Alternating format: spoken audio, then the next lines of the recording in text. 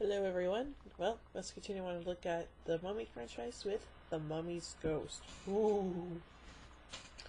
Andoweb, the ancient high priest of Arkham, Karnak in the previous films, has summoned Yusuf Bey to the Temple of Arkham to pass on the duties of high priest. Beforehand, Andoweb explains the legend of Karas to Bey.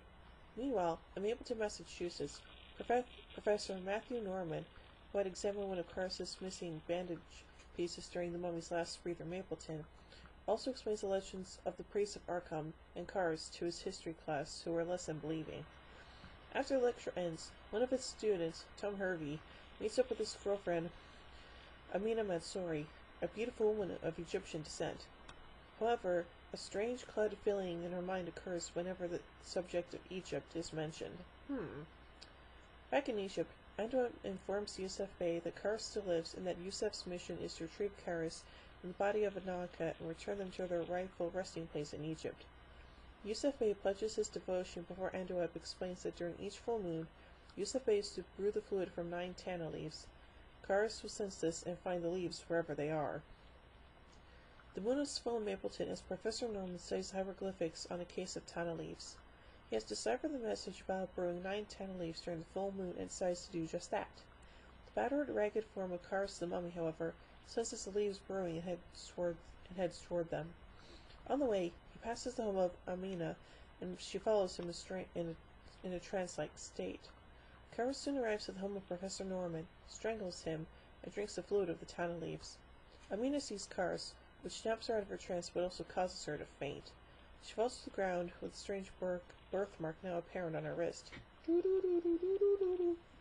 Next morning, the sheriff and coroner discover a strange mold around the dead professor's throat, a sign they both know to mean that the mummy stalks Mapleton again.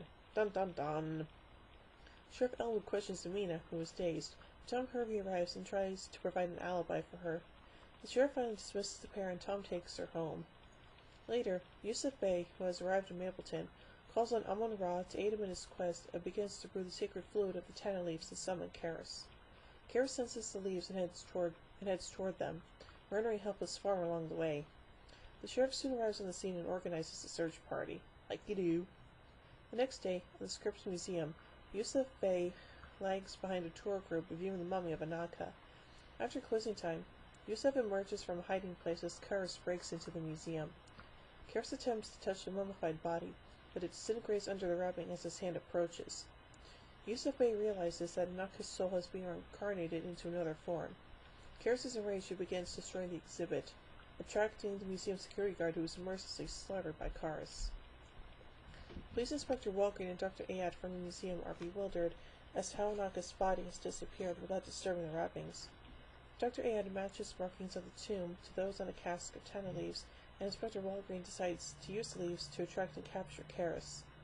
The plan is to build a pit to confine the creature until a way to deal with him can be found. Amina is still unable to shake the haunted feelings that torture her and Tom, disregarding the sheriff's warnings, asks Amina to walk with him to New York. She agrees and the two make plans to leave early the next morning. Meanwhile, Yusuf Bey calls upon Amon-Ra to lead him to the new home of Anaka's soul, and then sends Karas in that direction to find Anaka. Inspector Walgreen now begins to bait his trap by burning 9 tana leaves, and Karas immediately heads towards the Norman home. Amina is awakened by his approach and hypnotically wanders into the yard. Karas recognizes her as the carrier of Anaka's soul, and Amina faints as Karas picks her up and takes her away. The abduction is witnessed by Mrs. Blake, Amina's guardian, who phones Tom to alert him. Tom immediately sets out in pursuit, while Mrs. Blake heads to the Norman house and tells her story to Inspector Walgreen, Sheriff Elwood, and a large group of volunteers. Karas arrives at the mill and presents Amina to Yusuf Bey. Bey recognizes the birthmark on the wrist as a symbol of the priest of Arkham. Amina awakens, and the priest informs her that she is, indeed, the reincarnation of Anaka. Yusuf Bey now begins to admire Amina's beauty and cannot deny the temptations he feels to keep her alive as his bride. He decides to use the tana leaves to keep her young and beautiful forever, which enrages Karas. Before Yusuf Bey can give Amina the fluid, the mummy knocks the cup away and exacts his vengeance on the priest, who falls out a window to his death. Tom Hervey now arrives and witnesses the death of the priest. He rushes up the stairs to the mill, but is met by Karas.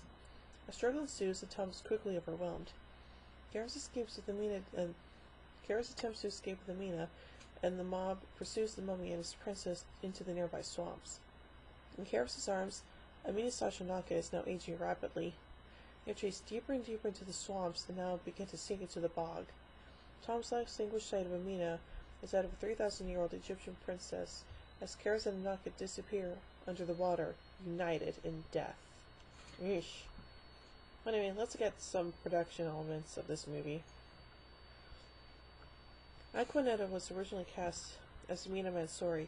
On the first day of shooting, while enacting a fainting scene, Aquanetta fell on a rock she thought was paper mache. She was taken to the hospital and treated for concussion, but Universal, not wanting to hold up on production, placed her with actress of Pin-Up Beauty Ramsey Ames. The film was the second of Lon Chaney 3 mummy features. The film began in August 23rd till September 1st, 1943. So yeah, well, I consider this film pretty decent. So overall, I give The Mummy's Ghost 2 jack-o'-lanterns out of 5. Well, join me tomorrow as we reveal the Mummy's Curse. So, until tomorrow.